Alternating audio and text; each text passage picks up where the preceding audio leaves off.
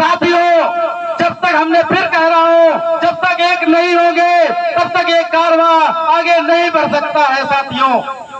क्योंकि हमें बहुजन मूवमेंट बढ़ाने के लिए हमें क्रांति की आवश्यकता होती है। जब जब इस धरती पे जुल्म हुआ है, तब तक कोई नई नई क्रांति अब जन्म लेती रही है साथियों।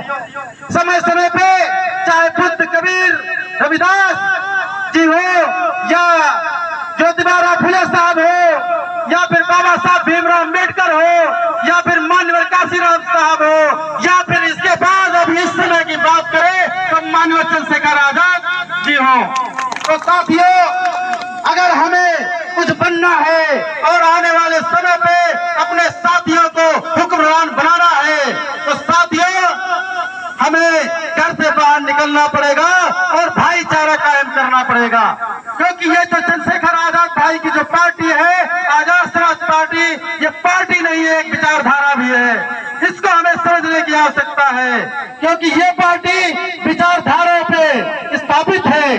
क्योंकि बहुजन हिताय बहुजन सुखाय ही सबसे बड़ा आने वाला समय में जो माननीय काशीराम साहब ने कहा कि जाओ अपने दीवारों पे लिख दो हम इस देश के शासक हैं। जब तक हम 85% नहीं होंगे तब तक हम साथियों इस देश पे हुकूमत नहीं कर पाएंगे। क्योंकि माननीय काशीराम साहब ने एक अपने स्टेटमेंट में कहा था कि मैंने मुट्ठी भर मुगलों को देखा है, मैंने मुट्ठी भर पठानों को देखा है, मैंने मुट्ठी भर सोनों को देखा है। उनके बहन बेटियों के साथ में अन्याय नहीं होता है, रेप नहीं होता है, लेकिन ऐसा क्या है जो हमारे बहुजन समाज के 85% लोग उनके साथ में रेप होता है, उनकी बहन बेटियां जो है अपहरित की जाती है, उनके भाई बहन मारे जाते हैं, उनके अधिकारों के साथ में डकैती होती है। तो बताओ साथियों क्यों होती है? माननीय काशीराम साहब ने कहा कि political power is the master की, राजनीतिक सत्ता वो चाबी है कि उससे सारे दरवाजे खोले जा सकते हैं साथियों।